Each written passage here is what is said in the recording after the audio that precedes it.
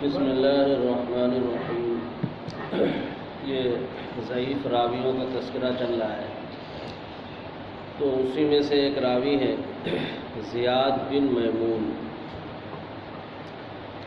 یہ ضعیف راوی ہے اور سنتے کسی سے، بیان کسی سے کرتے تھے اور اپنے شیخ کا نام جو ہے چھپا لیتے تھے۔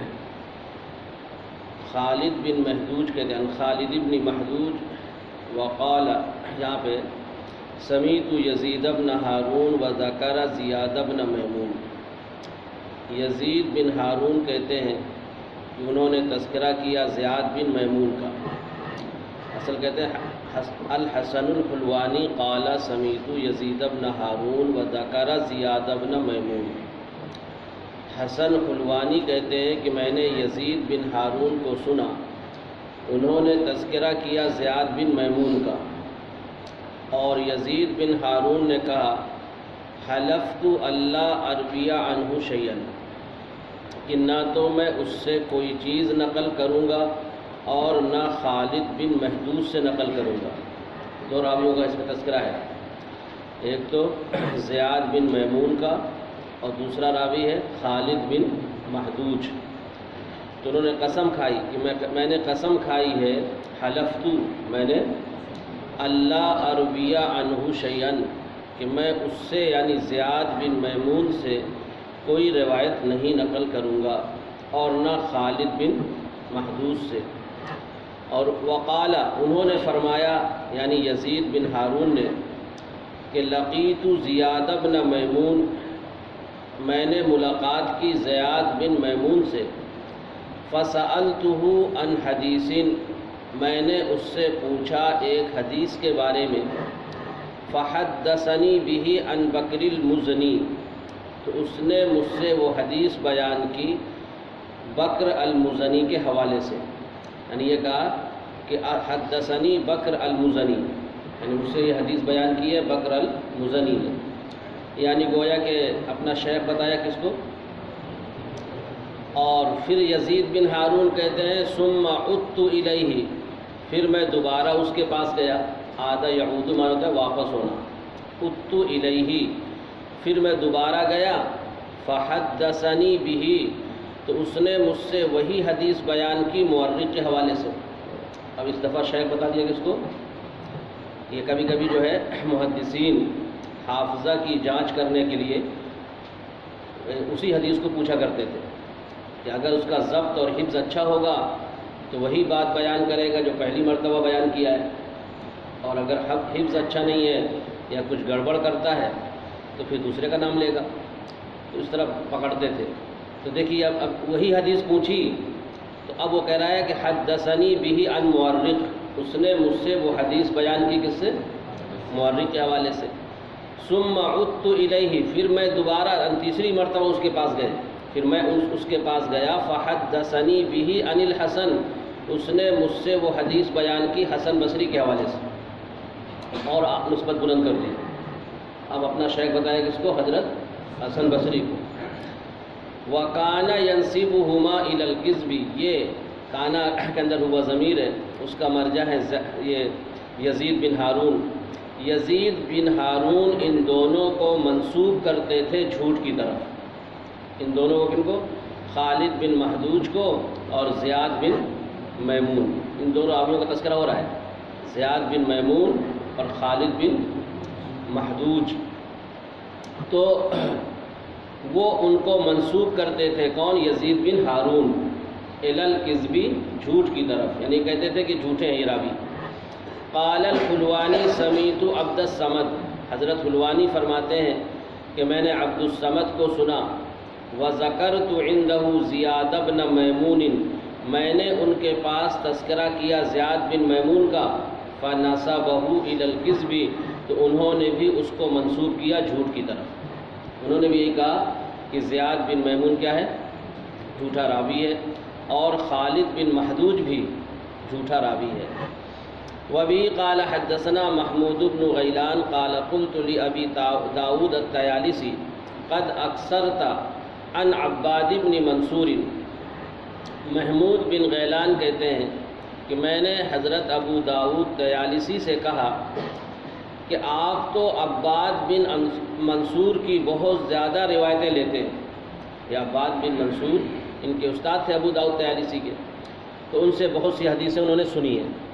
فما لک لم تسمع منہ، تو آپ کو کیا ہو گیا کہ آپ نے عباد بن منصور سے عطارہ والی روایت نہیں سنی جس کو ہم سے نقل کیا ہے نضر بن شمیل نے. اور اصل میں عطارہ کے معنی ہوتے ہیں عطر بیچنے والی. عطار مذکر ہے اور عطارہ کیا ہو جائے گا؟ مؤنث. عطر فروش کے معنی میں. ایک خاتون تھی جن کا نام تھا حولہ بنت طویت، تو ان سے متعلق کوئی روایت ہے مشہور ہے، وہ حدیث العطارہ، عطر بیچنے والے کی روایت. تو ان کے کہنے کا مقصد یہ تھا کہ جب آپ عباد بن منصور سے بہت سی روایتیں نقل کرتے ہیں اور یہ بھی ایک روایت ہے عطارہ والی بھی، تو آپ نے اس روایت کو ان سے کیوں نہیں سنا؟ فقال لی اسکت، تو انہوں نے کہا یعنی ابو داؤد طیالسی نے کہ تم خاموش رہو. تم اس لیے کہ عباد بن منصور کا جو استاد ہے نا، عباد بن منصور جس سے روایت نقل کرتے تھے وہ وہی تھا. کون؟ زیاد بن میمون. سمجھے نا؟ اب زیاد بن میمون کے بارے میں آپ نے پڑھا ہے کہ وہ جھوٹا راوی تھا، تو کس طرح کی روایتیں ہوں گی وہ. تو انہوں نے کہا فقال علی، انہوں نے مجھ سے فرمایا اسکت، تم کیا ہو جاؤ؟ خاموش ہو جاؤ. پھر انہوں نے اپنا واقعہ بیان کیا. فَأَنَا لَقِيتُ زِيَادَ بْنَ مَيْمُونٍ وَعَبْدُ الرحمن بن مہدی. یہ عبد الرحمن بن مہدی کا عطف ہوگا لقیتو کی ضمیر متصل پر. میں نے ملاقات کی اور عبد الرحمن بن مہدی نے ملاقات کی زیاد بن میمون سے. قاعدہ اصل میں یہ ہے کہ اگر ضمیر متصل پر عطف کیا جائے تو وہاں پہ ضمیر متصل کو منفصل لانا چاہیے. سمجھ نا؟ قاعدہ ہے نا، پڑھا ہوگا آپ نے نحو میں کہ ضمیر متصل پہ اگر عطف کرنا ہے تو اس کا فصل ہونا چاہیے کس سے؟ ضمیر منفصل سے. تو لقیتو انا ہونا چاہیے، لیکن اصل میں یہ قاعدہ اس وقت ہے ضمیر متصل کا منفصل بنانا جب کہ فصل نہ ہو. اور یہاں چونکہ زیاد بن میمون جو مفعول ہے لقیتو کا اس سے فصل ہو گیا ہے تو بغیر انفصال کے بھی لانا جائز ہے. سمجھے؟ دو باتیں ہو گئی. ضمیر متصل کا عطف اگر کیا جائے، ضمیر متصل پہ عطف کیا جائے تو اس کو منفصل لانا چاہیے، لیکن اگر فصل ہو جائے تو پھر بغیر فصل لائے ہوئے بھی عطف کرنا درست ہے. یہاں پہ شکل یہی دیکھو، لقیتو کے اندر انا ضمیر ہے، وہ متصل ہے اور اس پر عطف ہو رہا ہے عبد الرحمن بن مہدی کا، اور زیاد بن میمون یہ مفعول ہے، اس سے فصل ہو گیا. کیا ہو گیا؟ اس لیے ضمیر منفصل نہیں لائی گئی. ٹھیک ہے نا؟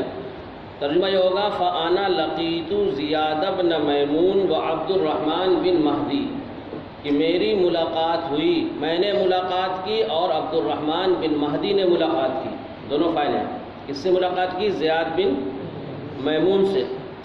فَسَأَلْنَاهُ، ہم نے اس سے پوچھا.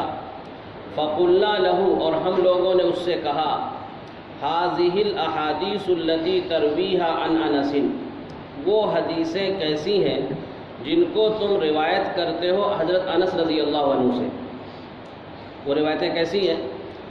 فقال، تو اس نے کہا زیاد بن میمون نے، ارأیتما رجلا یذنب فیتوب، ذرا تم بتلاؤ ایسے شخص کے بارے میں جو گناہ کرے اور پھر توبہ کر لے تو کیا اللہ اس کی توبہ قبول نہیں کریں گے؟ اس کے کہنے کا مقصد یہ تھا کہ میں نے غلط روایتیں نقل کی ہیں. انس رضی اللہ عنہ کی روایتیں نہیں تھیں وہ، لیکن منسوب کر دیتا تھا کس کی طرف؟ انس رضی اللہ عنہ کی طرف. تو اس نے یہ تمہید کہی، ارأیتما، ذرا بتلاؤ، رجلاً، اس شخص کے بارے میں، یذنب، جو گناہ کرے، فیتوب، اور پھر وہ توبہ کر لے، الیس یتوب اللہ علیہ، کیا اللہ اس کی توبہ قبول؟ قال قلنا نعم، تو ہم لوگوں نے کہا جی ہاں، اللہ تعالیٰ تو گنہگاروں کی توبہ قبول کرتے ہیں اور اللہ کو بہت پسند ہے معاف کرنا. تو ہم لوگوں نے کہا نعم، جی ہاں. تو اس نے کہا ما سمعت من انس من ذا قلیلا ولا کثیرا، میں نے نہیں سنا حضرت انس سے ان روایتوں میں سے نہ تو کم اور نہ زیادہ. ہو گیا نا؟ جتنی بھی روایتیں ہیں نہ کم سنا اور نہ زیادہ سنا. تو گویا کہ غلط نسبت کرتا تھا وہ. اور کہا ان کان لا یعلم الناس فانتما لا تعلمان، اگر دوسرے لوگ نہیں جانتے تو کیا آپ حضرات بھی نہیں جانتے کہ انی لم القا انسن، کہ میری ملاقات حضرت انس سے نہیں ہوئی. مطلب یہ کہ اگر عوام نہیں جانتی تو آپ تو فن حدیث کے ماہر ہیں اور روات کے حالات سے واقف ہیں، تو آپ کو تو معلوم ہونا چاہیے کہ میری ملاقات حضرت انس سے نہیں ہوئی. اس طرح لوگ گڑبڑ کرتے تھے. فَأَنْتُمَا لَا تَعْلَمَانَ، سمجھے نا، اِنْ كَانَ لَا يَعْلَمُ النَّاسُ، اگر دوسرے لوگ نہیں جانتے تو کیا آپ بھی نہیں جانتے. استفہام ہی ہے. فَأَنْتُمَا لَا تَعْلَمَانَ، کیا آپ بھی، کیا کہ میری ملاقات حضرت انس سے نہیں ہوئی. قال ابو داؤد، یہ بات ہو گئی پہلی مرتبہ. ابو داؤد طیالسی نے فرمایا فَبَلَغَنَا بَعْدُ أَنَّهُ يَرْوِي، اس کے بعد ہم کو خبر ملی کہ پھر وہ روایتیں نقل کر رہا ہے. ہمارے سامنے ایسی بات کر رہا تھا گویا کہ توبہ کر لیا، اب نقل نہیں کرے گا، لیکن بعد میں یہ خبر ملی کہ وہ روایتوں کو نقل کر رہا ہے. فَأَتَيْنَاهُ أَنَا وَعَبْدُ الرَّحْمَنِ، تو پھر ہم میں اور عبد الرحمن اس کے پاس گئے. ابو داؤد طیالسی کہتے ہیں کہ میں اور عبد الرحمن بن مہدی دونوں گئے. پھر اس نے کہا اتوب، میں توبہ کرتا ہوں. ثم کان بعد یحدث، پھر اس کے بعد وہ حدیثیں بیان کرنے لگا، یعنی بار بار توبہ کرتا تھا، بار بار اس کے خلاف کرتا تھا. فترکناہ، تو ہم نے اس کی حدیثوں کو چھوڑ دیا، یا ہم نے اس راوی کو متروک قرار دیا. سمجھے نا، تو بار بار توبہ کرنا، بار بار اس کام کو پھر کرنا یہ غلط ہے. تو فرمایا کہ ثم کان بعد یحدث، پھر اس کے بعد وہ حدیثیں بیان کرتا رہا. فترکناہ، تو ہم نے اس کو چھوڑ دیا. اس سند میں امام مسلم رحمۃ اللہ علیہ نے عبد القدوس شامی کا تعارف کرایا ہے. یہ ایک مغفل راوی تھے، یعنی غفلت طاری ہو جاتی تھی اور کبھی سند میں غلطی کرتے تھے، کبھی متن میں غلطی کرتے تھے. تو کہیں گویا کہ کثرت غفلت کے ساتھ یہ متصف تھے.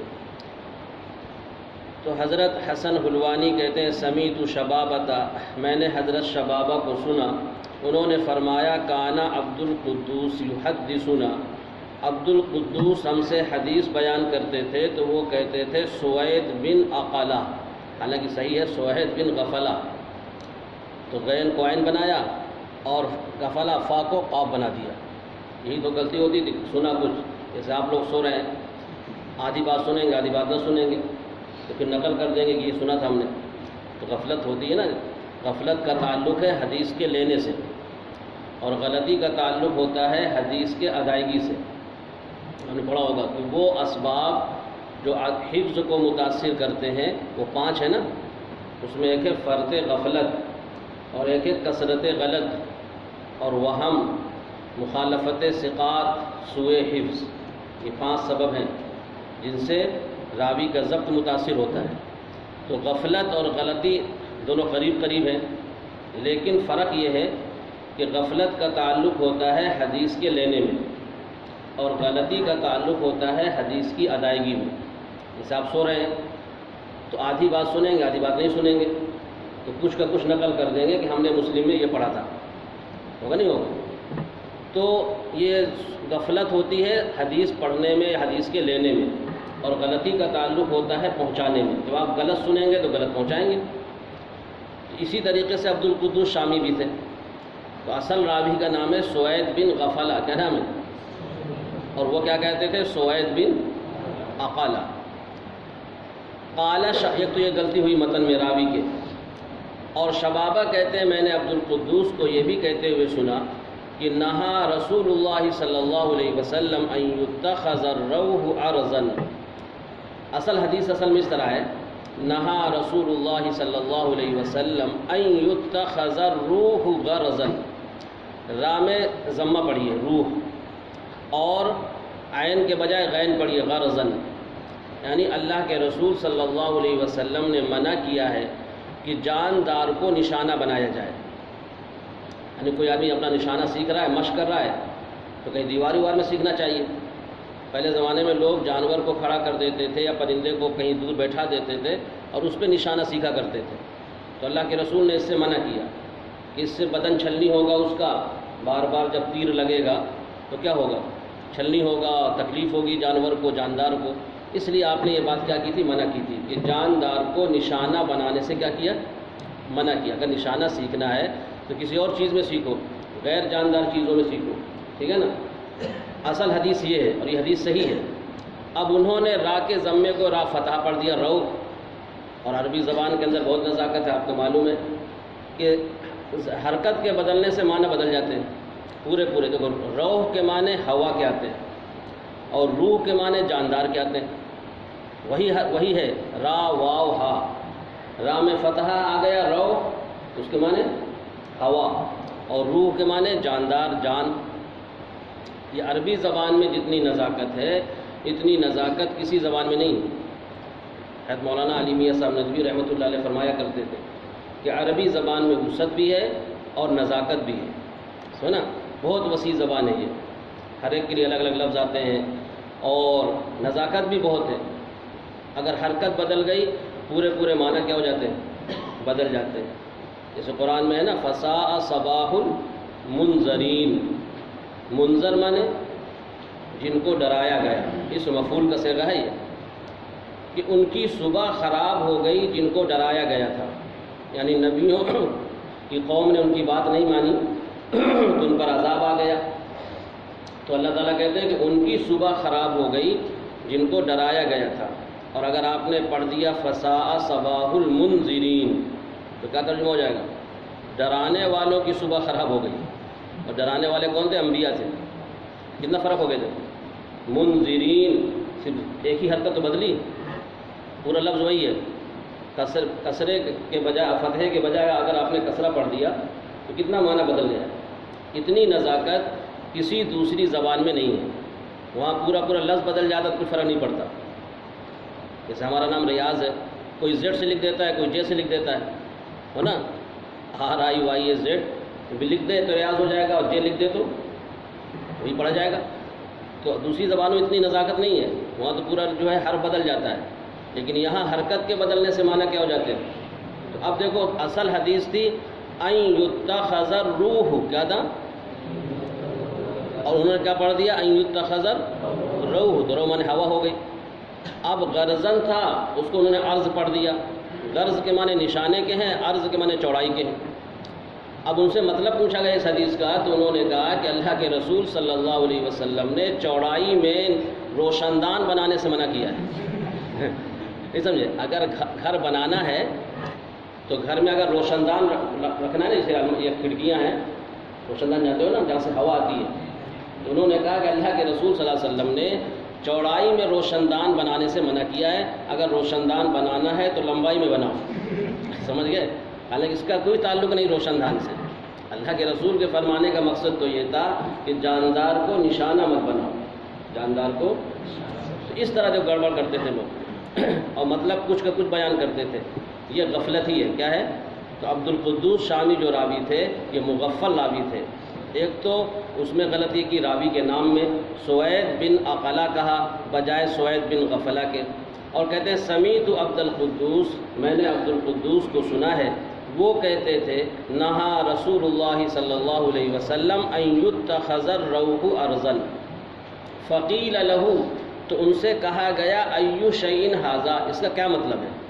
ایو شیء ھذا، اس کا کیا مطلب ہے؟ تو قالا، انہوں نے باقاعدہ تشریح کی، انہوں نے کہا یعنی تتخذ قوۃ فی حائط لیدخل علیہ الروح، یعنی روشن دان بنایا جائے دیوار میں تاکہ اس سے ہوا داخل ہو. سمجھے نا؟ تو عرض میں منع کیا، مطلب چوڑائی میں رکھنے سے کیا کیا اللہ کے رسول نے؟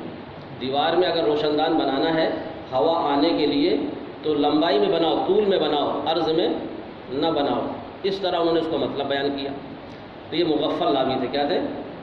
وسمیت عبید اللہ بن عمر القواریری قال سمیت حماد بن زید یقول لرجل بعدما جلس مہدی بن ہلال بایام.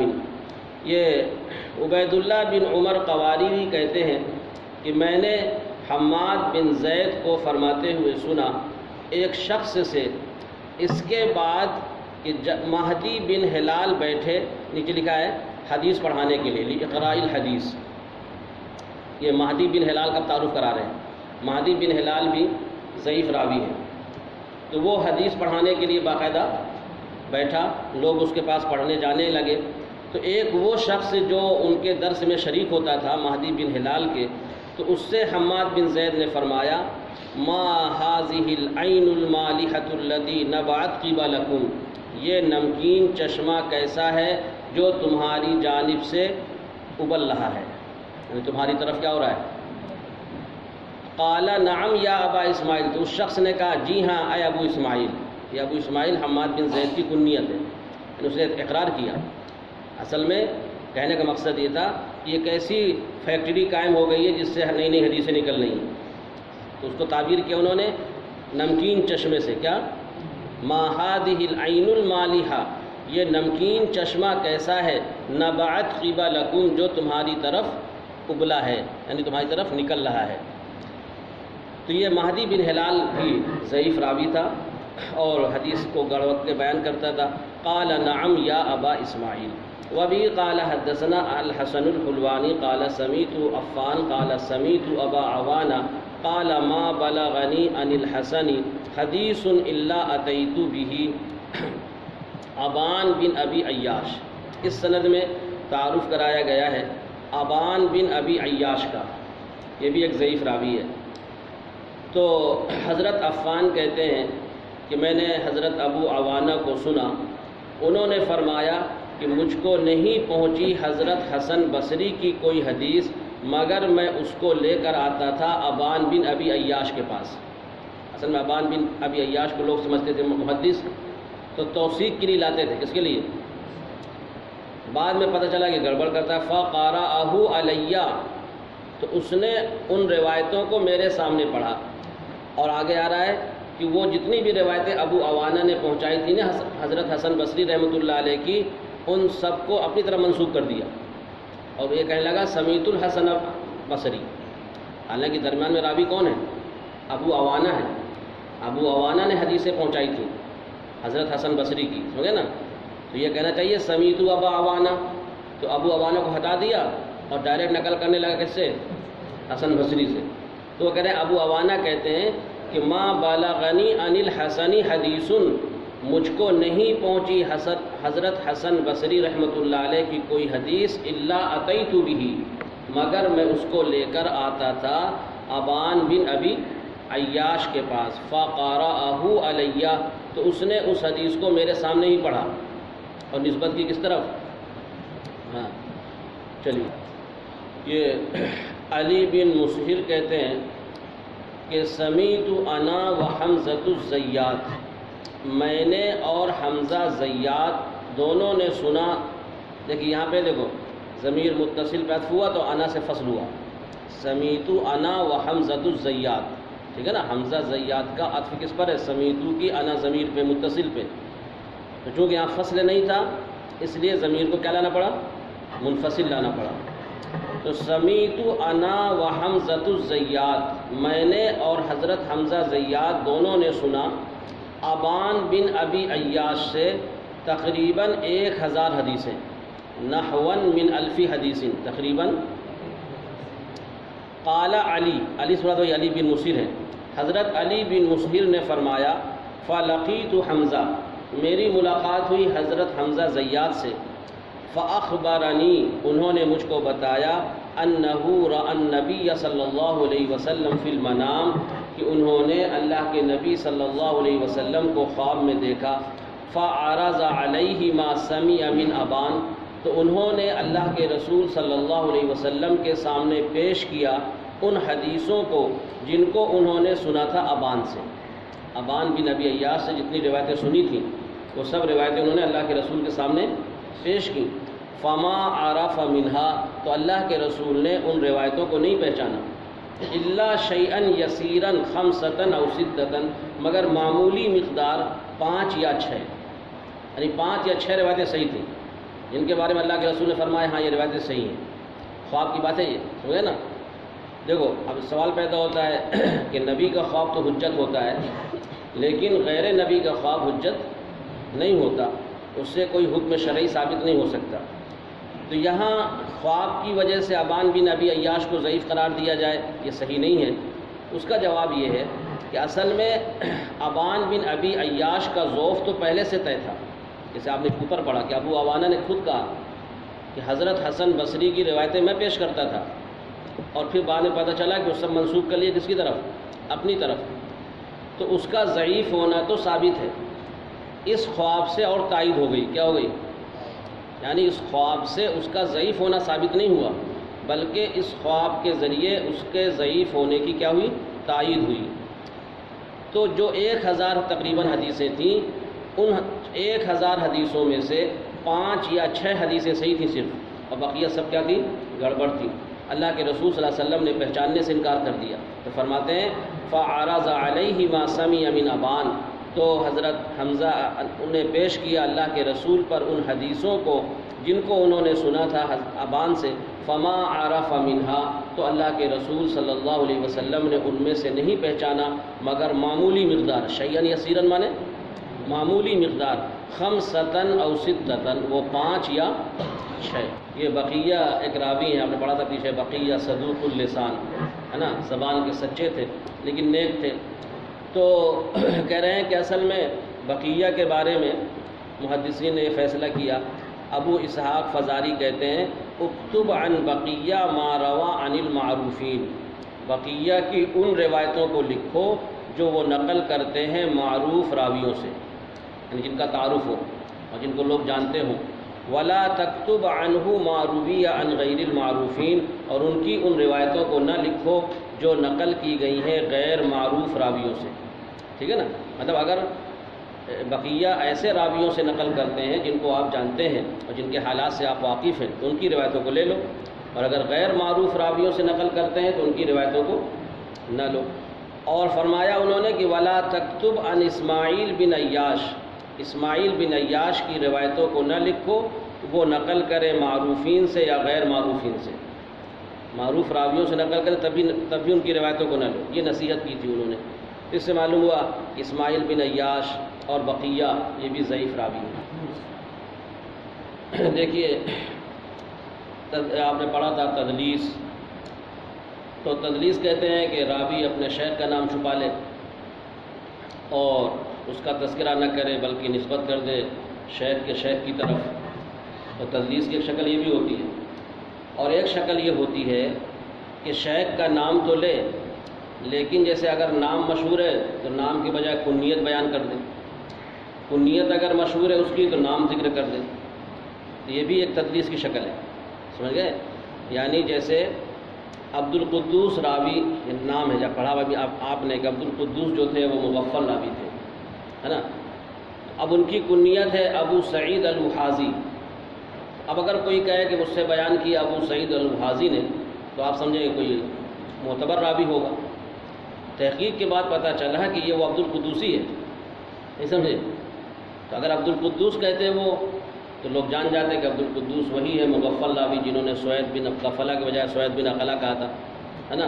اور پوری حدیث کا مفہوم بدل دیا تھا۔ تو بعض راوی ایسا بھی کرتے تھے کہ اپنے شیخ کا نام تو لیتے تھے لیکن اگر نام مشہور ہے تو کنیت کا تذکرہ کر دیا، کنیت مشہور ہے تو جیسے مثال کے طور پہ بعض لوگوں کی کنیت مشہور ہو جاتی ہے، بعض لوگوں کے نام مشہور ہو جاتے ہیں، ہے نا؟ جیسے حضرت ابو ہریرہ رضی اللہ عنہ کی کنیت مشہور ہے، نام بہت کم لوگ جانتے ہیں کہ نام کیا تھا، سب لوگ ابو ہریرہ کہتے ہیں، حدیث میں ابو ہریرہ ہی کا نام آتا ہے۔ اور حضرت عمر رضی اللہ عنہ کا نام مشہور ہے، ان کی کنیت ابو حفص ہے لیکن ان کو نہیں جانتا کوئی۔ حضرت علی کی کنیت ابو تراب ہے نا، لیکن کنیت سے مشہور نہیں ہوئے وہ، ان کا نام ہی مشہور ہے، کیا ہے؟ تو بہت جیسے ابو حنیفہ ہے مثال کے طور پہ، ابو حنیفہ کی کنیت مشہور ہے، نام ہے نعمان بن ثابت، تو نام بہت کم لوگ جانتے ہیں، سب ابو حنیفہ کہتے نہیں کہتے۔ تو یہ ہوتا ہے کہ کسی کی کنیت مشہور ہو جاتی ہے، نام مغلوب ہو جاتا ہے، کسی کے نام مشہور ہوتا ہے تو کنیت مغلوب ہو جاتی ہے۔ تو راوی بعض مرتبہ ایسا کرتے تھے کہ اگر معلوم ہو کہ نام مشہور ہے تو وہاں کنیت لے آتے تھے، نام اگر ذکر کریں گے تو پکڑ میں آ جائیں گے کون راوی ہے، تو بجائے اس کے کیا بیان کرتے تھے؟ کنیت اگر اس راوی کی مشہور ہے تو کیا کرتے تھے؟ نام کا تذکرہ کر دیتے تھے، اسی کو بیان کر رہے ہیں۔ دیکھیے حدثنا اسحاق بن ابراہیم الحنظلی قال سمیت بعض اصحاب عبداللہ، اسحاق بن ابراہیم حنظلی نے فرمایا کہ میں نے عبداللہ بن مبارک رحمۃ اللہ علیہ کے ایک شاگرد کو سنا، بعض اصحاب مطلب ہے ان کے شاگردوں میں سے ایک کو سنا کہ انہوں نے کہا قال ابن المبارک، کہ عبداللہ ابن مبارک رحمۃ اللہ علیہ نے فرمایا تھا نعم الرجل بقیہ، کہ بقیہ اچھے آدمی ہیں۔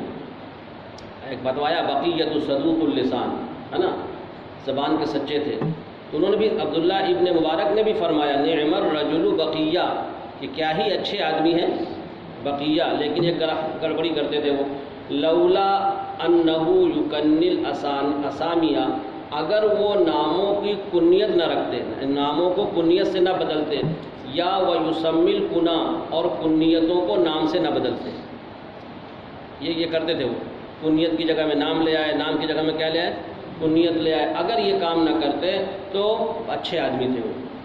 کہہ رہے ہیں کانا دہرن یحدثنا، ایک زمانے تک وہ ہم سے حدیث بیان کرتے رہے، ان ابی سعید الوحازی، یعنی اپنا شیخ بتاتے تھے ابو سعید الوحازی کو، تو ہم سمجھے کوئی ہوں گے کوئی محدث، فنظرنا، جب ہم لوگوں نے غور و فکر کیا تو فاذا ہوا عبد القدوس، وہ کون نکلے عبد القدوس کی کنیت ہے یہ، اگر عبد القدوس کہتے سب سمجھ جاتے ہیں کہ مغفل ہیں، لیکن بجائے عبد القدوس کو انہوں نے اپنا شیخ کا نام لیا اس طریقے سے، ابو سعید الوحازی، کہہ رہے کانا دہرن، ایک زمانے تک وہ ہم سے حدیث بیان کرتے رہے ابو سعید الوحازی کے حوالے سے، فنظرنا، ہم لوگوں نے غور و فکر کیا کہ کون ہے یہ، تحقیق کی تو پتہ چلا کہ فیضا ہوا عبد القدوس، وہ کون ہے عبد القدوس ہے۔ تو یہ بھی ایک تدریس کی شکل ہے کہ نام کے بجائے کنیت لائی جائے یا کنیت کی جگہ نام لایا جائے، اور ایک شکل یہ ہوتی ہے کہ نام ہی حذف کر دیا جائے، تو تدلیس کی کئی شکلیں ہوتی ہیں۔ احمد بن یوسف ازدی نے فرمایا کہ میں نے عبد الرزاق کو یہ کہتے ہوئے سنا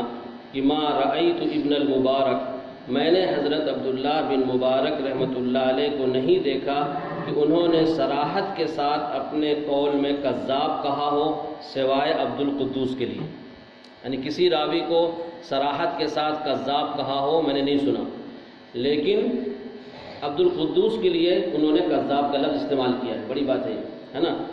تو افصح یفصح کے معنی ہوتے ہیں ظاہر کرنا، یعنی کھلم کھلا کوئی چیز بیان کرنا، صاف صاف بیان کرنا۔ تو ان کے کہنے کا مقصد یہ ہے کہ میں نے عبداللہ ابن مبارک رحمۃ اللہ علیہ کو صاف صاف کذاب کہتے ہوئے نہیں دیکھا، کیا ہوگا، صاف صاف کذاب کہتے ہوئے نہیں دیکھا یا نہیں سنا، الا لعبد القدوس، سوائے عبد القدوس کے لیے، فإنی سمیعتہ یقول لہو، میں نے عبداللہ ابن مبارک رحمۃ اللہ علیہ کو کہتے ہوئے سنا ہے ان کے بارے میں کذاب۔ تو اس سے خود معلوم ہوا کہ عبد القدوس کیسا راوی ہے، کہ جب بڑا محدث کہیں کہہ دے کذاب، بہت بڑی چیز ہے۔ یہاں پہ تذکرہ کیا گیا ہے معلّہ بن عرفان کا، کس کا؟ جیسے اور راوی ضعیف ہیں تو یہ بھی راوی کیا ہے، ضعیف ہے۔ تو عبداللہ بن عبد الرحمن دارمی فرماتے ہیں سمیعت ابا نعیم، میں نے ابو نعیم کو سنا، وذکر المعلّہ بن عرفان، انہوں نے تذکرہ کیا تھا معلّہ بن عرفان کا، یہ راوی ہے معلّہ بن عرفان، اور عرفان دونوں پڑھا گیا ہے۔ فقالا، تو انہوں نے کہا، یعنی ابو نعیم نے، کہ قالا، اس نے یعنی معلّہ بن عرفان نے کہا ہے حدثنا ابو وائل، کہ ہم سے بیان کیا ہے حضرت ابو وائل نے، ابو وائل میں کنیت ہے حضرت شقیق کی، اور یہ عبداللہ ابن مسعود کے شاگردوں میں سے معتبر راوی ہیں۔ تو اس نے اپنا شیخ بتایا کس کو، ابو وائل کو، اور یہ کہا کہ ابو وائل نے یہ کہا ہے کہ خرج علینا ابن مسعود بصفین، ہمارے پاس عبداللہ بن مسعود تشریف لائے تھے صفین میں، جو جنگ صفین ہوئی تھی نا اس میں تشریف لائے تھے۔ یہ روایت بیان کی کس نے، معلّہ بن عرفان نے، کیا کہا کہ ہمارے پاس عبداللہ ابن مسعود آئے تھے صفین میں۔ تو ابو نعیم نے کہا جب یہ حدیث سنی، یہ واقعہ سنا، تو اتراہ بعث بعد الموت، کیا تمہارا گمان یہ ہے کہ وہ زندہ کیے گئے مرنے کے بعد؟ اس لیے کہ حضرت عبداللہ ابن مسعود کی وفات ہوئی ہے خلافت عثمانی میں، حضرت عثمان رضی اللہ عنہ کے دور خلافت میں ان کا انتقال ہو گیا تھا، اور جنگ صفین ہوئی ہے حضرت علی کے دور میں۔ تو یہ بات اسی وقت صحیح ہو سکتی ہے جب یہ مانا جائے کہ عبداللہ ابن مسعود رضی اللہ عنہ کو دوبارہ کیا کیا گیا، زندہ کیا جائے، ٹھیک ہے نا۔ تو مطلب یہ بات اسی وقت صحیح ہوگی، اگر عبداللہ ابن مسعود صفین میں آئے تو کب آئیں گے، جبکہ ان کی وفات اس سے پہلے ہو چکی تھی، نہیں سمجھے؟ حضرت عثمان غنی رضی اللہ عنہ کے دور میں ان کی وفات ہو گئی تھی سن 32 ہجری میں، اور علی رضی اللہ عنہ کے دور میں جنگ صفین ہوئی ہے، تو کیسے ممکن ہے؟ تو اس طریقے سے غلط چیزیں بیان کرتے تھے۔ تو خرج علینا، وہ ابو وائل کے حوالے سے نقل کیا کہ ہمارے پاس عبداللہ ابن مسعود آئے صفین میں، تو ابو نعیم نے فرمایا اتراہ، کیا تمہارا گمان ہے یہ کہ بعث بعد الموت، کہ ان کو زندہ کیا گیا مرنے کے بعد؟ بس